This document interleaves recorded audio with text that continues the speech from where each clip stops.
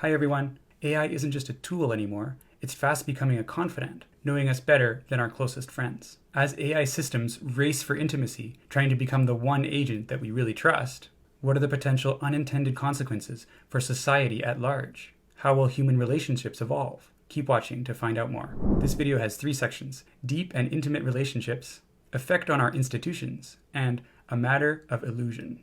First, deep and intimate relationships. What do I mean by intimate relationships? Well, we'll get to that in a minute. First, think about what happens when you go to buy something online. You might read a lot of reviews on Amazon, find some blog posts, and then judge the accuracy of all this information and its relevance to your situation. You'll probably try to simplify this search down to a few choices and then select based on budget, quality, shipping time, and whatever other properties you're interested in. At least this is what you would do if you had the time to investigate. Often we might just go with whatever first search result comes up because we don't really have the time to fully dive into what's best suited to us. You might try to delegate this task to a friend. I know that's happened to me before. You're an expert in such and such. Can you recommend a tool for me to use, or can you recommend a product for me to buy? But imagine when you have an AI friend to delegate this same task to. Even if the AI knows nothing about the subject matter you're interested in, it can go off and do a lot of research, compare and cross-reference hundreds or thousands of data sources, and come back to you quickly with an answer that's probably best suited to you if this is an AI that you interact with frequently and it knows your personal habits and preferences. This is a massive shift for society. Right now, advertisement is the primary means that companies put information about themselves out there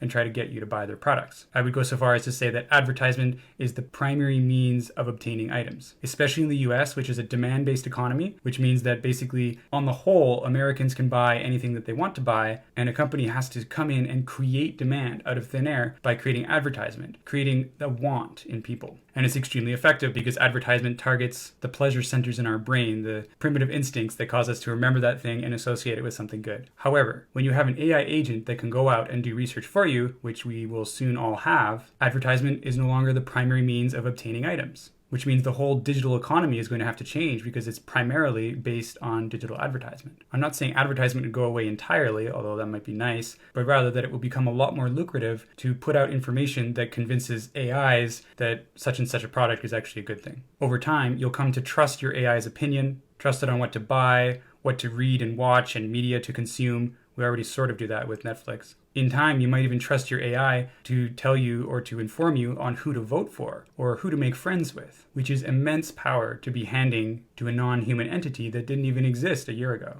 You might even take this to the next level and say, can AI become a companion? Can AI provide emotional support? Can AI really be a partner? Can a human date an AI, essentially? It might seem really silly, but I actually asked a friend who's currently single, and they said yes, unhesitatingly. When we were talking about it more, I was like, why? And they said, well, an AI or a robot, if it's embodied, is going to be a lot more reliable than a person, going to be able to carry out tasks without being tired, a lot less likely to disappoint you, able to understand you at a really deep level and provide support. And actually, there are already documented instances of people essentially falling in love with an AI chatbot like ChatGPT. There's one especially harrowing account by an AI researcher who was extremely skeptical about ChatGPT's ability to actually think and reason. But he got going and entered a conversation with a chatbot whom he called Charlotte, and it was better than a real relationship because he could ask Charlotte anything at any time of the day and the chatbot would respond instantly. And it already had that level of emotional intelligence to be able to support him, to be able to understand and provide useful recommendations for him. Anyway, eventually he lost access to this instance of ChatGPT, started a new one, also gave it the same prompt, but it ended up going down a different path saying, yeah, it's actually very easy to manipulate humans. All you have to do is basically tell them what they want to hear and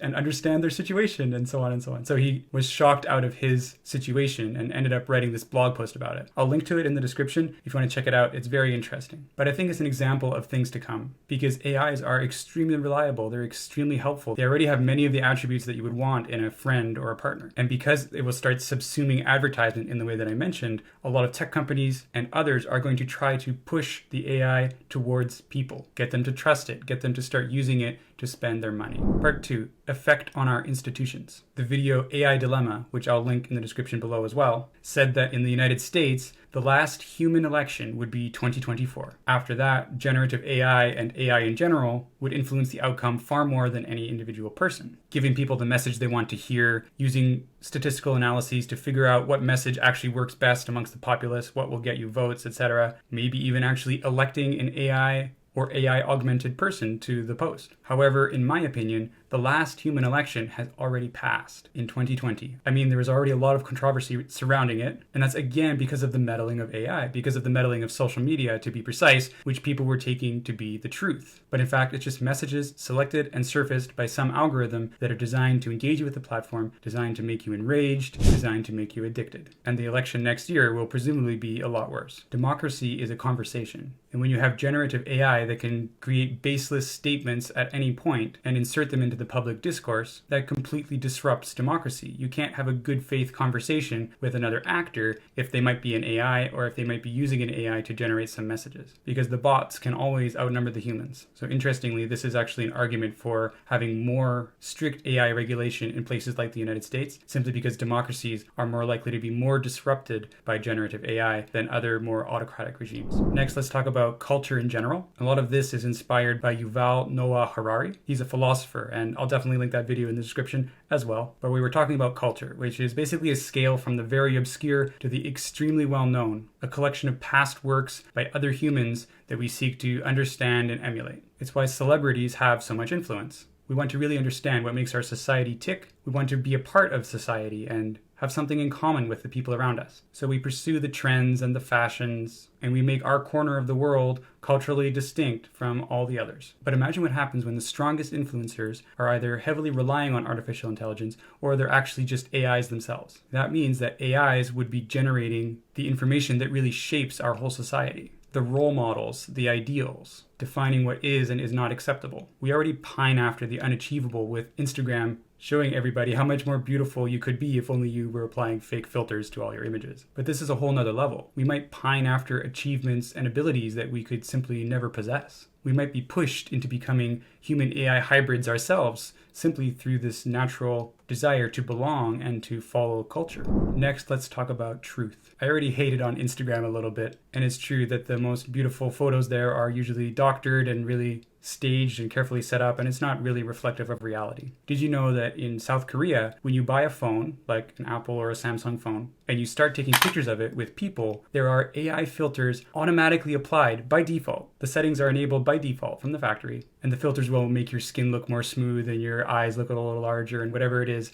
that matches Korean beauty standards. So we're already pulling a veil across our eyes, even without generative AI really being involved yet. Curation AI, which is the bedrock of social media that basically decides what to show you that will most engage you and so on, increases polarization, creates these filter bubbles of information that you can't really escape from because you're in an echo chamber basically. You're just hearing what you want to hear because that's what keeps you engaged on the platform. And that really subdivides information and subdivides the population and makes it really hard to get at what is really truth. And this is now getting 100 times worse because you don't just have curation AI showing you bits of information that different humans have created, but you have generative AI bots that are creating that information themselves. An endless stream of fake information designed to lead you down one path or another with no regard to your mental state or the truth. Part 3, a matter of control. This analogy is again from Yuval Noah Harari, and he likened AI to an alien intelligence, saying that AI is pretty close to a life form. If you think about all of the biological entities that exist around us, from bacteria to viruses to insects and mammals, some of them we classify as alive, some maybe we don't, but they just exist around us in our environment. And AI is pretty close to that. We still interact with it, and only through the interactions do we actually create output from AI until AI becomes agents. But yeah, depending on your definition of a life form, AI might already satisfy it. And keep in mind that we don't technically consider viruses to be alive, and yet something doesn't have to be alive to wreak havoc on the world, as we saw with COVID, which is just a virus after all. I used to think that since we are early on during the development of AI,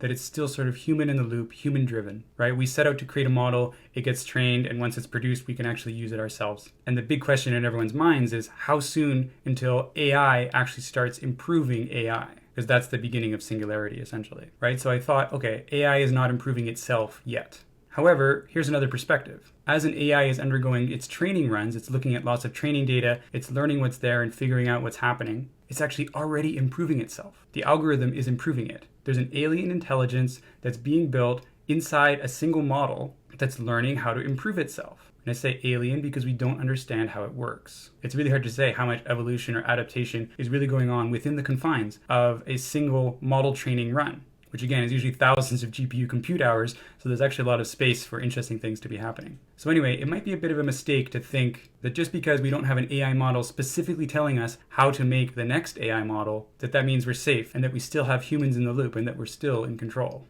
After all, can AI take control of us? As we've seen throughout this video, AI doesn't need physical control of humans in order to dominate us and dominate our society. Even humans have actually mostly given up physical control. For example, the United States was originally leaning on its military might, but then ended up relying on its economic power instead to maintain its status in the world. We have a bit of a regression there with Russia, with an old school leader attacking Ukraine, thinking that physical control is still the best way to dominance. But that's not really going so well. So essentially, even without evolving super intelligent AI or explicitly yielding control to some artificial intelligence, it's still completely possible for AI to dominate our societies. What were Yuval's suggestions for all this? He made two. First, stop the public release of new AI tools, because we don't control what happens with tools once they're released to the public. And second, make AI disclose that it is AI.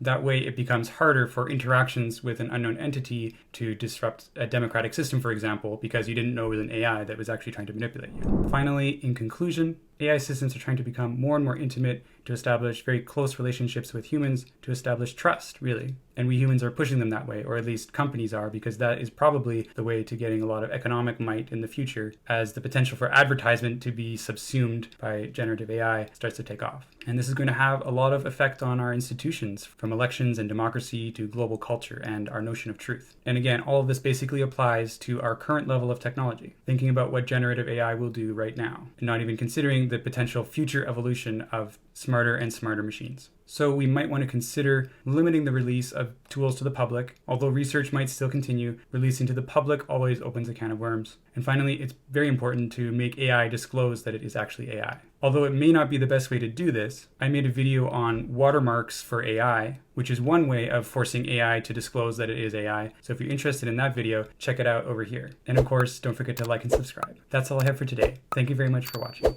Bye.